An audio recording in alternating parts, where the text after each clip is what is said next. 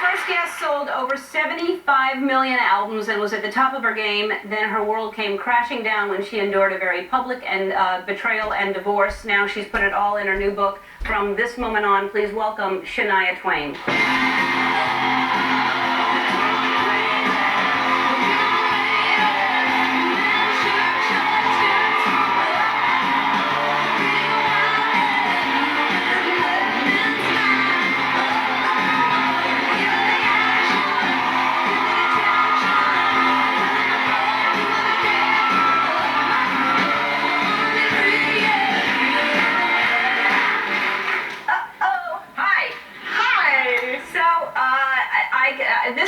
First of all, your story is, I thought I knew your story when you were out there still and we were all listening to you and loving your music, and then there's so much more to it than, because I knew about your parents, but when you, first of all, congratulations, we just found this out, you're on the New York Times bestseller list, so that's,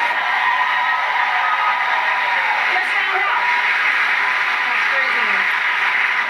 Let's back up to you're on top of the world. You're you know the biggest selling female artist, and you give it all up. You moved to Switzerland. Is that right? Yeah. So why Switzerland? Why did you move there? Well, you know what? We'd moved to Switzerland before I decided to get off the road and stop, take a break, I guess. Mm-hmm. I just really needed to take a break. Switzerland was just a place that I could go and be very quiet. Mm-hmm. It's a very quiet place. Mm-hmm. It's very beautiful, and I, became a mom, Mm-hmm. and it was just a really great place to start that part of my life.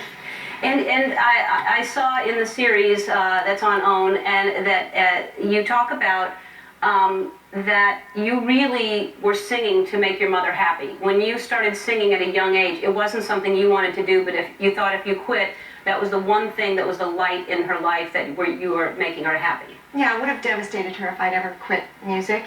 I always loved to sing. I had a great passion for music and for singing and for writing. Mm-hmm. I didn't have a desire to be on the stage doing it. Mm-hmm. I was very happy to be in the backyard or in my own bedroom doing it. And so it was the performer side of it that I was pushed and forced into.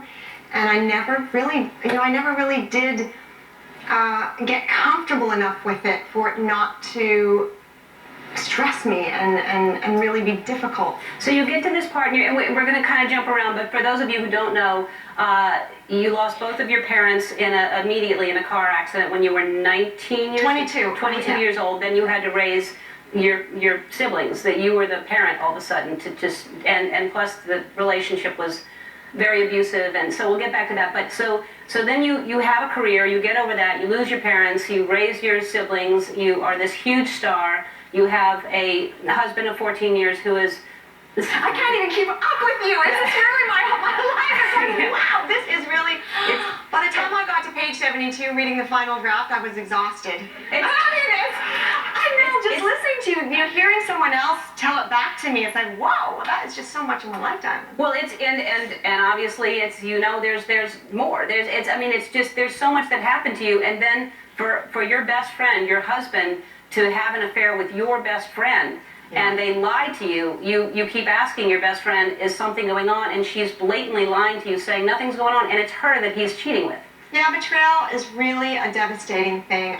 At the end of any marriage is very sad, and it's devastating in itself, especially when there are children involved. But betrayal is a little bit, that's harder to take. Yeah. I struggled more with that, I think, than, in the end that was the more devastating side of it. Yeah, I think, I agree. I think heartbreak is that's enough. It is what it is. We all know what heartbreak is. But for someone to lie to you and to, all right, we have to take a break and we'll talk about that situation and I have more to tell you if you want to hear about your I love it. All right, we'll be right back with Shania Twain.